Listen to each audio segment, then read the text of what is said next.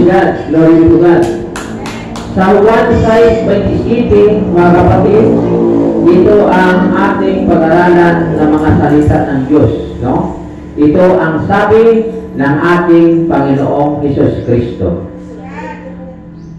Sabi dito, gumawa kayo hindi upang magkaroon ng pagkain nasisira, kundi upang magkaroon ng pagkain hindi nasisira at nagbibigay ng buhay na walang hanggan. Ibibigay ito sa inyo ng anak ng tao sapagkat siya ang binigyan ng kapangyarihan ng Diyos Ama. Maliwanag ang sinasabi ng ating Panginoong Jesucristo, ano raw? Gumawa kayo hindi sa pagkain na nasisira, kundi gumawa kayo ng pagkain na hindi nasisira, mga kapatid.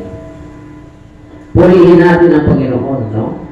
Dito ginapakita sa banal na kasulatan nga kung mayroon man tayo ay importantihan na pagkain, yung pagkain espiritual, no?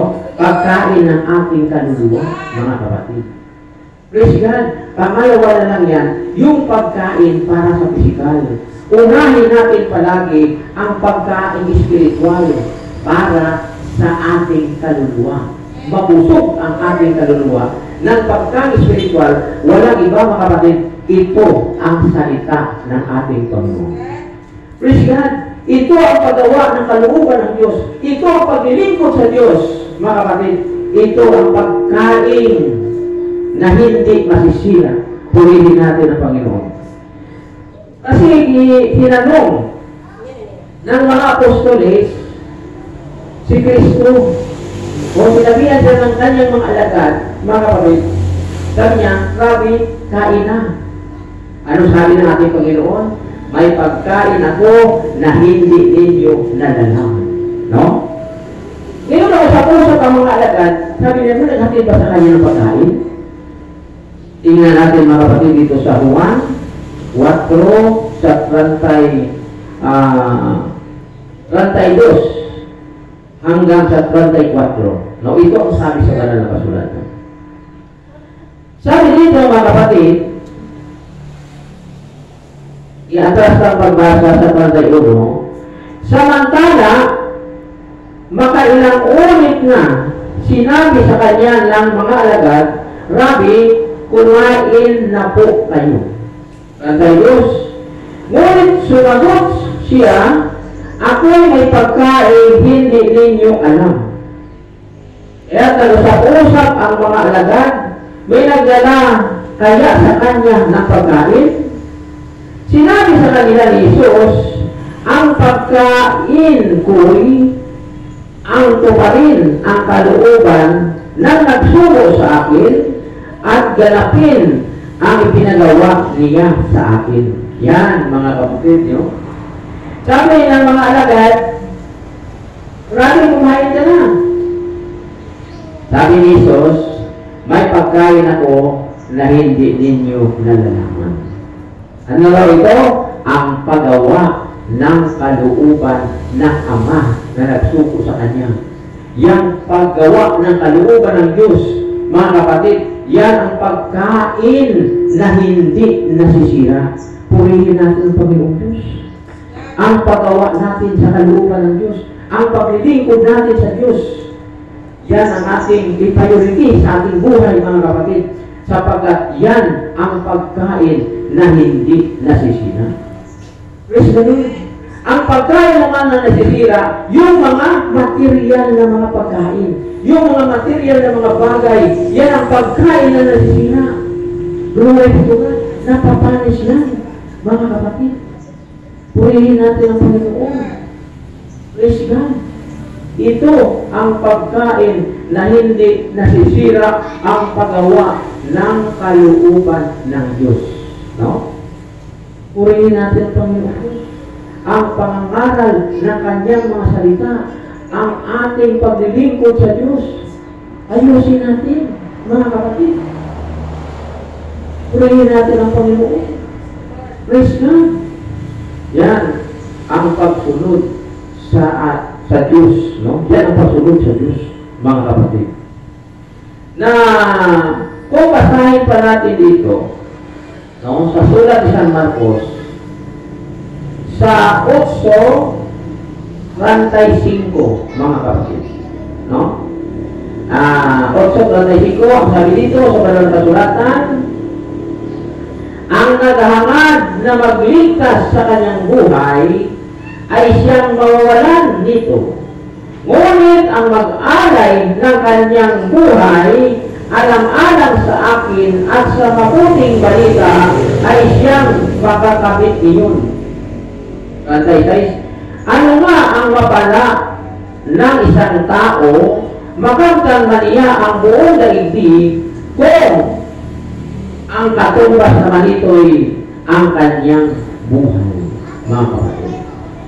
Maangkin mo nga ang buong mundo sa iyo na lahat.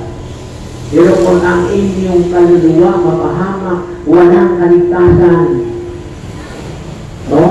Malaking kalugihan sa iyong buhay, mga kapatid. Praise God. Dapat unahin natin firme ang Diyos sa ating buhay. Pangalawa na lang ang ating buhay, mga kapatid. Unahin natin palagi ang Diyos sa ating buhay. Paglingkuran natin siya na mayroong katapatan. Pangalawa na lang ang ating buhay. Unahin natin ang nagbigay sa atin ng buhay, mga kapatid. Kaya kung wala ang nagbigay sa atin ng buhay, wala tayong buhay, mga kapatid. Praise God. Ngayon kung mayroon man tayo pahalagaan sa ating buhay, yung pagkain na hindi nasisira, mga kapatid. Praise God. Yung pagkain na makabigay sa inyo ng buhay na walang hanggan. Praise God. Glory be to God. No? Ingatan natin ang ating buhay. Isa lang ang ating buhay, mga kapatid. Ingatan natin ito. At ang buong pagkatao ng tao, may tatlong katawagan. Praise God. Purihin natin ang Panginoon. So, basahin natin dito sa unang Tesalonica. No? Praise God. Ito ang sabi sa Banal na Kasulatan. Sa unang Tesalonica, sa 5:23, no? Ito natin mabasa. No? Basahin natin ang Banal na Kasulatan. Praise God. Glory to God. Ang sabi dito, naway lubusan kayong pabanalin ng Diyos na siyang nagbibigay ng kapayapaan at naway panatilihin niyang walang kapintasan ang buo ninyong katauhan, ang espiritu, kaluluwa at katawan hanggang sa pagparito ng ating Panginoong Hesus Kristo. Ano lang sabi? Ang buo ng pagkatao ng tao, mayroon siyang espiritu, kaluluwa at katawan. Mga kapatid, dapat ang tatlong ito, mga kapatid, no? Pabanalin. Purihin natin ang Panginoon. Pabanalin ng salita ng Diyos, mga kapatid. Purihin natin ang Panginoon Diyos. Hindi na yung palagi lang iniisip natin, katawan. Nakalimutan mo na ang iyong kaluluwa. Mga kapatid, praise God. Ang ginaisip palagi ng tao, ang para sa katawan. Wala nalimutan niya na ang para sa kanyang kaluluwa. Ang palagi iniisip ng tao ngayon, ang pagkain sa pisikal. Nalimutan niya na ang pagkain spiritual na yun ang pinag-importante sa buhay ng tao. Praise God. Glory be to God. Yan ang sabi ng ating Panginoong Hesus, mga kapatid. Kung mayroon man tayo pahalagaan sa buhay natin ngayon, yung buhay spiritual natin. Praise the Lord. Kahit wala na tayong mga material na mga bagay, no? Importante na tayo, mga kapatid, may mga bagay na spiritual, no? Maangkin natin ang buhay na walang hanggan. Praise God. Mayroon tayo dito si Apostol Pablo sa kanyang sulat sa unang Timoteo sa 6:7. hanggang Luipi, mga kapatid. O diretso na lang natin sa Diyos, no? Sabi ito, wala tayong dala anuman sa sanlibutan at wala rin tayong madala pag alis dito. Kaya dapat tayong masiyahan kung tayo may kinakain at dinaramit.